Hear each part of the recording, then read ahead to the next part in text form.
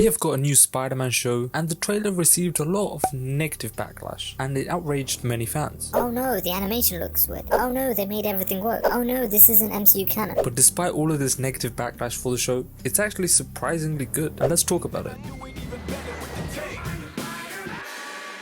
As always, there are spoilers ahead, so come back after you have watched it. So in the first 2 episodes, we see Peter joining Midtown High and getting bit by the spider. Then we see Peter's average day in the life, which consists of being late, mainly because he's too busy Spider-Manning, also getting beat up because he was too busy Spider-Manning, and also being Spider-Man well because he was too busy being Spider-Man. He also has a completely new best friend named Nico, who he saves from a giant symbiote looking monster that Doctor Strange is fighting, and is at that point when he gets bit by the spider as well. Peter has a crush on not MJ or Gwen Stacy or even Liz, but instead Pearl. Now, no Spider-Man show is good unless there's of course a Flash Thompson. I'm gonna put some dirt in your eye. Oh wait, no, he's now Lonnie Lincoln, and he doesn't hate Peter, they're actually friends. Then we see that Peter gets an internship at Oscorp, where he meets a Wakanda named Asher, Amadeus Cho, and Jean Foucault, who are all interns as well. However, Peter is directly under the supervision of Dr. Connors. Nope, not that one. This one, Dr. Carla Connors. However, as per always, Peter is late during his break because he was too busy Spider-Manning. And then episode 2 ends with the cliffhanger that Norman Osborn has found out that Peter is in fact Spider-Man. Firstly, let's talk about the elephant in the room.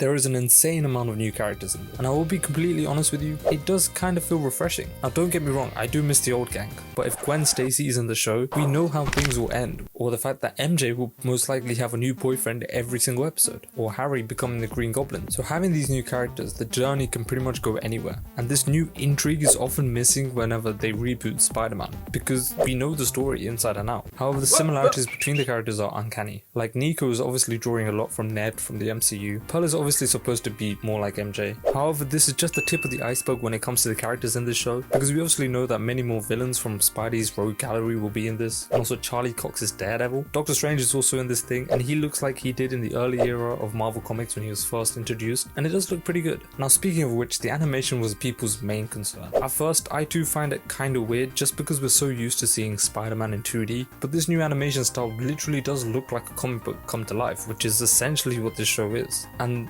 it's what the Spider-Verse movies did so well, and this show does it well as well. However, I am really looking forward to the fights that will come up later down the line, especially in this new animation style. There are also a million other MCU references that just had me smiling. Like, we've seen Spidey with other heroes before, but it's never been the MCU counterparts of those heroes, and it's just so cool and fun to see. Like, for example, the ending of episode 1 is just a shot-for-shot remake of the scene in Civil War where Peter meets Tony, but instead of Tony, it's Norman Osborn. The pacing of the show so far has been good. I think skipping the whole origin and only showing the bite helped it significantly, which is sort of what they did with Homecoming. Otherwise, we would have had to sit through 2 episodes of Peter trying to figure out his abilities for the billionth time. Yeah.